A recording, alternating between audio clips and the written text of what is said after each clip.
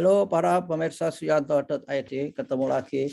Mudah-mudahan Anda semua selalu sehat walafiat di tengah-tengah hari gregesi nasional. Jadi semua orang banyak yang gregesi katanya akibat dari Omikron.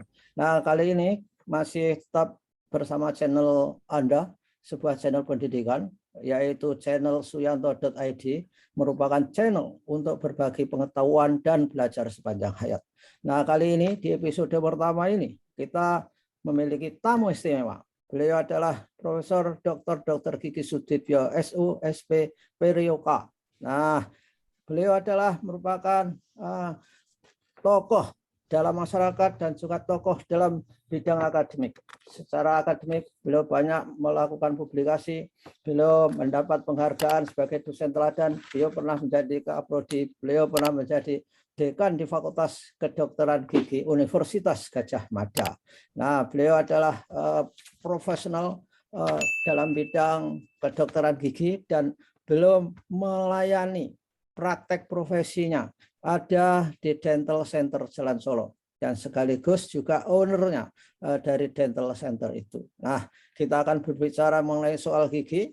Anda jangan sampai punya gigi tiba-tiba patah kemudian tanggal. Nah, ini Profesor Tibyo ini terkenal akrabnya Profesor Tibyo akan bersama kita berbicara mengenai gigi. Kita sapa dulu. Assalamualaikum warahmatullahi wabarakatuh, Prof. Assalamualaikum warahmatullahi wabarakatuh, Prof. Yanto yang baik hati. Terima kasih. Prof, ini kan gigi itu kadang-kadang disepelekan oleh yang empunya. Jadi dipandang remeh. Kemudian begitu datang ke jenengan sudah parah, bengkak-bengkak, cenut-cenut. Seharusnya bagaimana? Kita sebagai manusia diberi anugerah gigi oleh Allah, bagaimana dok memperlakukannya itu dok? Mau dok? Terima kasih Prof. Yanto yang terhormat, yang kami hormati. Ini Prof. Yanto itu luar biasa dalam pendidikan ke masyarakat. Ini saya dari sisi pribadi sangat senang kepada profesi Prof. Yanto yang lewat dengan channel suyanto.id ini, karena ini sebetulnya memberdayakan masyarakat untuk tahu bagaimana masyarakat itu tahu tentang keilmuannya. Alhamdulillah pada saat ini saya sebagai seorang dentis, seorang dokter gigi, ini akan mencoba. Sebetulnya gigi itu kan Allah memberikan gigi itu beda dengan jaringan yang lain. Gigi itu kalau rusak atau mungkin patah dan sebagainya tadi, itu bedanya dengan tulang kita, tulang kaki, tulang tangan dan sebagainya itu, kalau tulang kaki dan tulang tangan patah, itu bisa regenerasi, bisa tumbuh lagi. Diamkan aja orang patah kakinya itu sembuh lagi. Tetapi kalau gigi itu kebentur meja dan jatuh dan di lantai di jalan dan kena aspal, patah itu tidak bisa sambung lagi. Ini perbedaan gigi dengan tulang. Jadi walaupun bagaimana gigi itu tidak ada regenerasi, tidak tumbuh lagi. Maka seorang dokter gigi itu alhamdulillah ini memang Allah memberikan itu gigi yang rusak itu harus kalau bahasanya ada bengkelnya, ya bengkelnya dokter gigi itu. Ya, dok. Ya, luar biasa. Nah, oleh karena itu supaya gigi kita itu tetap misalkan saja eksis ketika sampai tua, insya Allah punya saya ya sudah tanggal dok, karena di usia 9 ini karena sudah ada tanggal 4 itu dan diperbaiki, dan bengkel saya juga Prof. Dibyo ini setiap saat saya datang ke Dental Center untuk merawat gigi. Nah, gimana dok seharusnya orang-orang itu merawat giginya itu supaya awet dan juga setia berada di tempatnya, tidak segera tanggal menuju ke tanah misalnya. Gimana dok? Jadi prinsipnya gini Prof. Yanto, jadi gigi itu tadi saya sebutkan tidak tumbuh lagi. Jadi kalau seandainya itu kena luka pada gigi atau patah pada gigi, itu tidak, memang patahnya itu permanen. Tidak saya tumbuh, tidak tukul lagi, tidak tukul maksudnya. Jadi kalau tanaman kepotong ujungnya itu langsung tumbuh, itu gigi tidak. Benar-benar beda dengan jaringan yang lain. Jadi kalau ini seandainya gini, penyebab penyebab terjadinya kerusakan gigi itu sebetulnya gigi itu terjadi daripada jaringan yang keras sekali. Seluruh tubuh itu yang paling keras itu gigi, tetapi juga rentan, paling rentan. Kalau ada dia itu kalahnya itu kalau dengan namanya dekalsifikasi atau pengeroposan gigi. Oke. Ya, pengeroposan gigi itu, gigi yang keras itu, walaupun sekeras apa, tapi hati itu keras sekali. Tapi kalau sudah digerumuti kecil-kecil itu akan kena itu, jadi akan dikeropos. Ya, ya. Oke. Nah, ini seperti hati kita itu. Jadi ini kalau gigi kena itu biasanya penyebab utamanya itu karbohidrat atau gula. Jadi kalau anak kecil itu dibiasakan kalau nangis meraung-raung langsung diberi supaya tidak menangis itu diberi gula ke permen atau gula itu sesaat itu sembuh, tetapi akibatnya jelek, yaitu gigi itu ketempelan gula nempel di permukaan email yang keras tadi, giginya jadi nanti akan keropos, jadi terjadi namanya decay atau mungkin titik rusak itu ya. Yang menyebabkan sesuatu. Ya oke dok, kok luar biasa ya, padahal gigi itu kerasnya bukan main. Tapi justru kalahnya dengan barang yang lembut seperti misalnya gula dan karbohidrat. Prosesnya gimana bisa mengalahkan barang yang keras itu, Prof? Gimana, Prof? Supaya emak-emak itu, nenek-nenek itu hati-hati memberikan makanan yang bisa merusak gigi anak-anak dan cucu-cucunya. Karena gigi itu kan juga merupakan kosmetik yang luar biasa. Ketika orang yang secantik apapun, kalau giginya itu nggak baik, insya Allah itu terkurangi kecantikannya. Gimana, dok? Jadi gigi itu kan sebetulnya estetik, kecantikan. Jadi kalau giginya itu, ya contohnya begini, gigi yang tadi kita sebutkan bayi itu kan giginya bagus, mungkin anak-anak SD itu giginya bagus. Tapi lama-lama karena ada ini makan barang-barang yang ada pengrusak gigi itu, gula dan sebagainya itu gula dan itu nempel di permukaan luar. Pada gigi itu ada permukaan luarnya, langsung dia ini di dalam gigi itu ada sistem yang disebut ekosistem. Ekosistem itu kalau di sini dalam gigi itu kan sebetulnya Tuhan itu sudah maha pintar sekali. Sebetulnya gigi dalam rongga mulut itu kan ada bakteri, ada makanan, langsung di situ dalam rongga mulut itu ada bakteri. Bakteri itu bisa pengrusak gigi. Kalau bakteri itu hidup subur di dalam rongga mulut itu karena di dalam gigi, itu setiap hari itu diberi makan oleh yang punya gigi. Jadi makan pagi, makan siang, makan permen di tengah-tengah itu, makanan itu ada karbohidratnya. Karbohidrat itu dimakan itu mungkin tidak 100% dimasukkan dalam perut, tetapi seperberapanya persen itu lembut. Lembut itu karena sifat ludah itu ludah ya, ludah dalam rongga mulut itu ada seperti lemnya ya. Lemnya itu untuk menempelkan sisa-sisa makanan itu nempel di permukaan gigi dan sebagainya. Sehingga ini lama-lama ini tertutup oleh lapisan tipis itu. Akibatnya apa? Giginya itu bakteri di situ mengadakan suatu proses, kalau bahasa Jawanya itu busuk gitu loh. Busuk atau asam, kecut gitu. Itu lama-lama jadi itu penyebab utamanya itu prosesnya dekalsifikasi itu pengeroposan tadi. Oke. Ya, jadi ketika kita makan sisa-sisa makanan tinggal digigit dan itu menjadi media untuk beranak pinak bakteri sehingga akhirnya keropos dan akhirnya karies, berlubang. Biasanya diawali berlubang atau tiba-tiba patah, Prof? Nah, tambahan sedikit, Prof Yanto. Itu bakteri dalam rongga mulut itu sebetulnya Allah itu sudah memberikan suatu pencegahan, yaitu jangan ludah itu bisa di situ sebetulnya kalau dilihat takut kalau melihat itu. Jumlahnya kira-kira 700 macam. Wow. 700 macam bakteri di mikroflora dalam rongga mulut itu 700. Bayangkan itu kalau bom nuklir di Ukraina itu bom itu kan juru masalah. Itu jadi bomnya itu banyak di situ. Nah, ini penyebab ini nanti kalau itu nanti tidak hati-hati, itu memang akhirnya jadi menyerang di situ.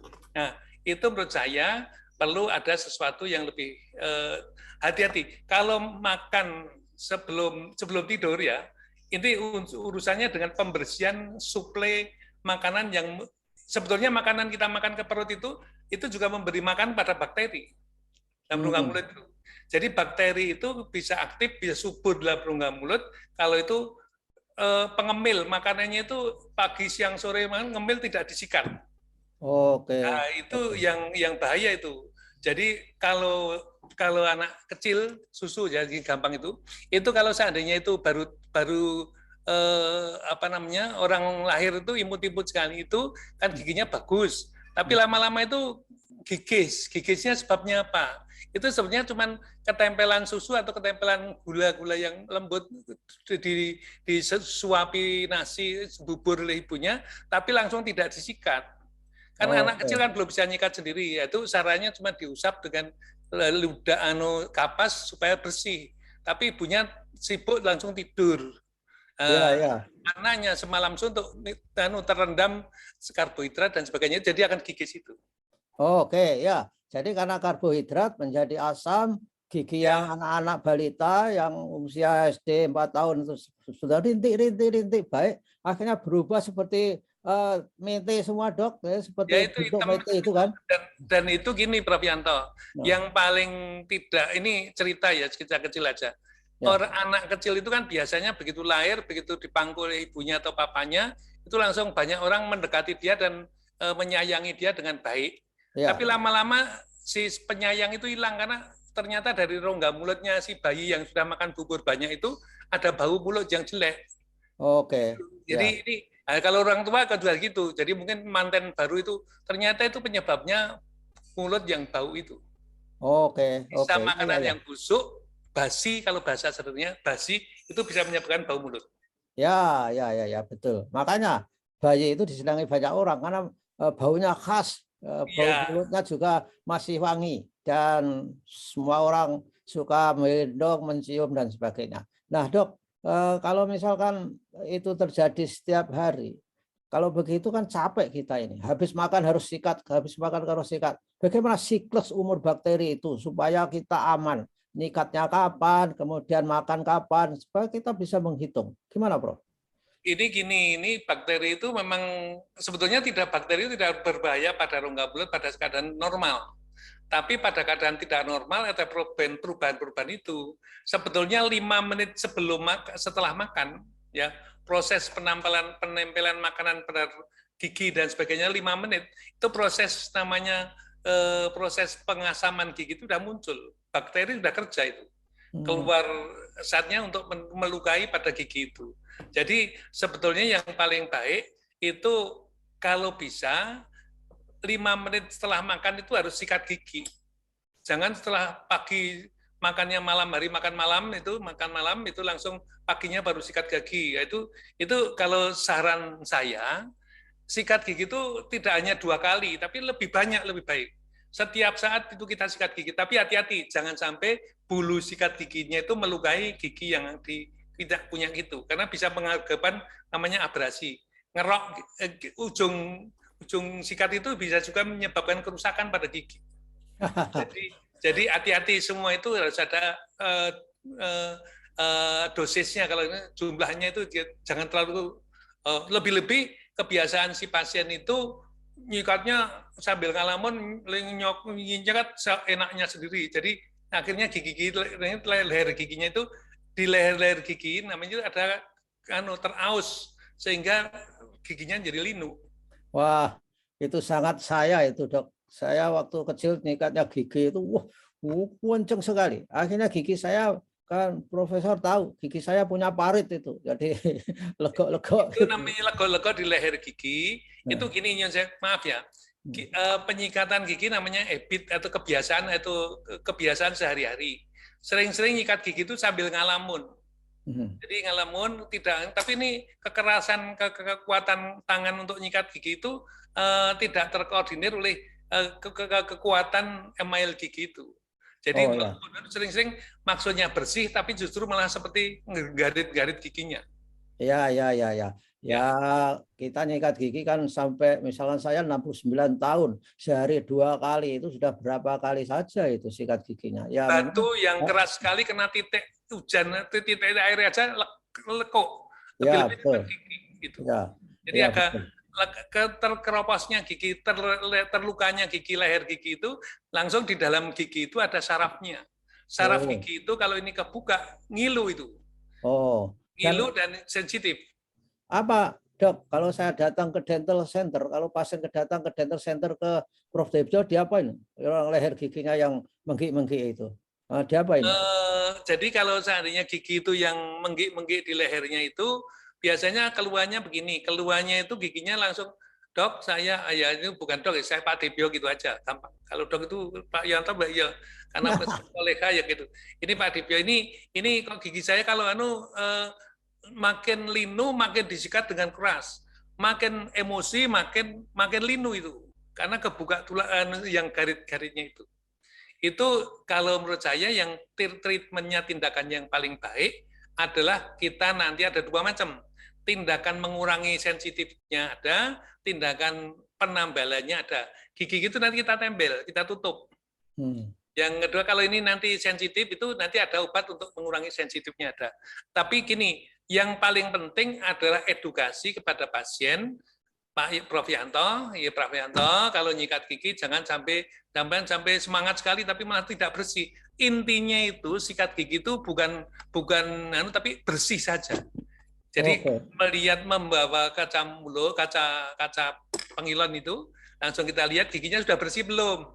Kalau kita dengan tangan ujungnya sudah terasa seperti bersih, seperti piring bersih itu kan terlihat ngiki-ngiki gitu, jadi licin itu.